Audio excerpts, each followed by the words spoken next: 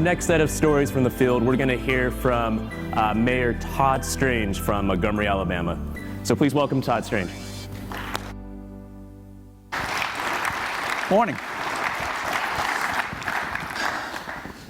You just don't know how glad I am to be here. I had a really great experience yesterday from Montgomery, Alabama. How many of you have been to Montgomery? Oh, good, great. How many of you would like to come to Montgomery? Thank you very much, absolutely. Your speaker before the mayor was talking about taxis and ride shares. I had my first Uber experience last night, and it worked, which now I can, on great authority, go before the city council in December and propose our Uber ordinance to join Huntsville, Alabama as the only other city in the state of Alabama to have Uber. I am looking for a clicker. There it is right there. Show you how high-tech I am. I want to see if this green button that says next will advance this thing. Well, we're making progress. Montgomery's march towards transparency. March might be a bit strong. How many of you know about or remember the Heinz ketchup advertising when it turns its bottle up and you wait and you wait and you wait? Well, we're more like a crawl. But I wanted to talk about that today because even though we are crawling and beginning to walk, and we will march, I'm going to share with you our journey as to why we get there. First, we have to talk about Montgomery, Alabama. Now, another reason I'm delighted to be here, some of you have been here, many of you have not, I would love to spend just 3 or 4 minutes whetting your appetite about Montgomery, Alabama, and kind of give you a different picture of maybe the southern stereotype where we don't have socks on and those kinds of things. We got tall towers. Montgomery, Alabama, capital of dreams. That's a mantra that we established about 6 years ago because there have been a lot of dreams. Anybody here know what this street name is? Dexter Avenue. Now, Dexter's named for Andrew Dexter, who was one of the founders of Montgomery. But when I finish the next 60 seconds, I think you will agree this is the most historic city in social change in America.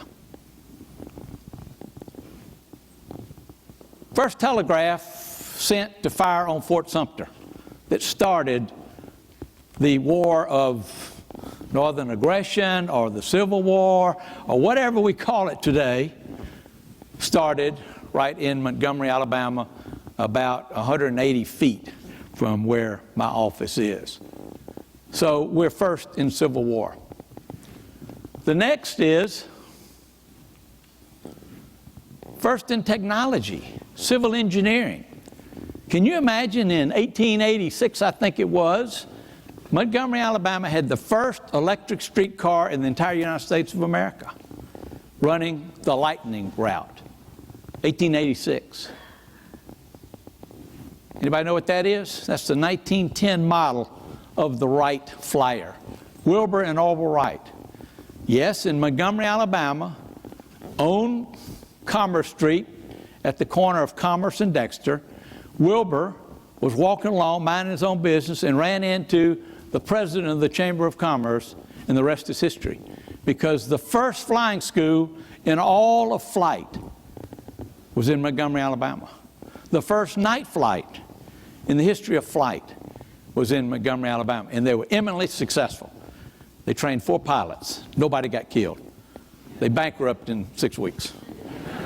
But today, a sprawling, multi-billion-dollar Maxwell Air Force Base is right there. Let's fast forward to 1955. This is the bus that Rosa Parks did not stand up and give her seat up. That really was the forerunner of what happened in 1965 with the Selma to Montgomery March, if you've seen the movie Selma. We just earlier in March of this year celebrated the 50th anniversary of that, had hundreds of thousands of people. We will celebrate in December the 60th anniversary of the bus boycott. Modern Day Times has us, and hang on to your seat, USA Today last year had a reader's choice. Montgomery, Alabama, little old Montgomery, Alabama, was the best historic city in all of the United States of America. Now, not the most. Most just means you're old. Best means best historic city. I'm sorry to tell you, we beat out Washington. We beat out New York. We beat out Boston. Matter of fact, the number 2 was Annapolis, Maryland. That was last year. This year, we came back with best destination for history buffs. We weren't 1, we were number 2. Gettysburg was 1. Montgomery, Alabama was 2. Number 2, best destinations, nationally recognized quality of life. We're in the top 6 for the best cities for first-time home buyers, best value cities, best places for black-owned businesses. I share this with you to establish the fact that Montgomery, Alabama has been a leader in so many things.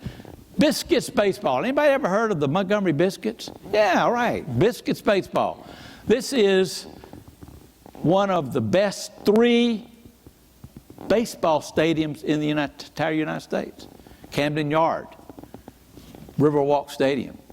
This organization is the best minor league organization in all of baseball. This is our alley district. We call it the entertainment district, the first entertainment district in the state of Alabama. Now, I know some of you guys from more liberal states, you've been doing this for years, but you can walk out of a bar and carry a drink now in Montgomery, Alabama, in the entertainment district. Now, you can't go into another bar, but you can walk out of one. Top 5 Shakespearean theaters in the United States, right there. Environmentally sensitive, this represents a $3.5 million investment that we had to clean up our environment. You know, we really are becoming to be known as the Silicon of the Black Belt.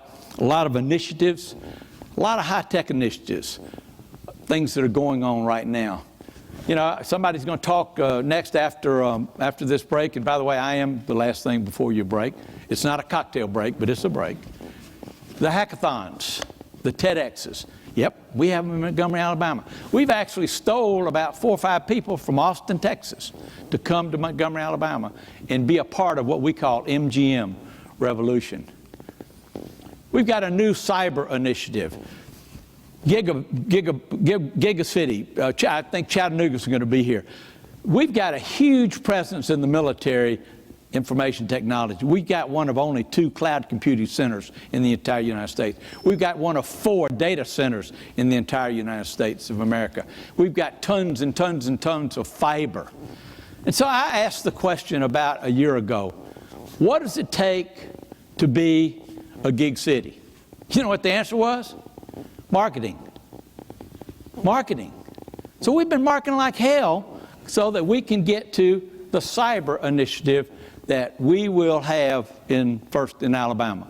We will have the only internet inter-exchange in Montgomery. And that's being led by our IT individuals. Now, I tell you all of that to get to this point. When it comes down to this open data, when it comes down to this transparency, we all embrace it. We all say, sure, we're going to give anything that the media wants. We're going to answer any citizen question. And then 4 weeks or 4 months later, we've dug through all the data. We got part of the answer. So we emotionally said, we're in, until they ask for every single salary, including overtime and benefits, for our 2,500 employees. And you know what our first response was? Well, that's private information. How is the public entitled to know what, now they know me, I'm an elected official, but our people down there? Well, the answer is, it's open data. It's citizens' right to know that. And so that led us on our march. So we pulled together the gray hairs around, which we call the cabinet, and we started saying, we got to get there, we got to get there, we got to get where. We didn't have a clue how to get there. I got a book given to me, Citizenville, I think his name's Gavin Newsom, that was the roadmap. We gave it to our cabinet. They still didn't get it. So there were two young people, millennials as you call them, Griffin Waller and Kim Moon, who are at this conference. And we have another from Montgomery that are joining them. We gave it to them and said, do us a white paper. Come back to the cabinet and tell us how we're going to get there. And they did. And kicking and screaming, we are taking the Heinz 57 approach to getting there. Now, we've got a contract with Socrata. We are doing the things. Public safety is kicking and screaming. You've heard of other examples. Finance, they're all in. Our Public Works, 311, they're all in. There's so many organizations that are in, but there are some organizations that aren't there yet. But they will be. And if we're so fortunate to be invited back next year, we can show you some of these examples. We have not cut yet, but this is our effort, albeit pretty rudimentary, at creating on our web. The website represents Montgomery's commitment to transparency. Here you'll find a wide variety of information to help you explore the work of the city and its impact on residents. You can conduct research, build apps, create visualizations, and much, much more coming back as we add to the data. Sometime in the December time frame before Christmas, we will cut and we will start this adventure. But it will be an adventure because all of those pieces of information will be helpful to us. All of the things that I heard in the presentation before the mayor, we working on that all day long. We got a team going through searching, but through magic, we're going to be able to get that information. And we will be more responsive to our citizens along the way. Y'all seen this? Dr. No. Do you know why people say no? They say no because they're fear of failure. We won't fail because we've got expertise right here that's represented at this conference that will take us to success. And as I close, let me just say this. I don't know that I can put a definition on success. But in 6 months, 8 months, certainly a year, we will know what success looks like. Because you can't define it, but you'll know it when we see it. Any of you want to be on the ground floor of information technology, cyber, Gig City, open data, come on down to Montgomery, Alabama. We got plenty of room for you. Thank you so much.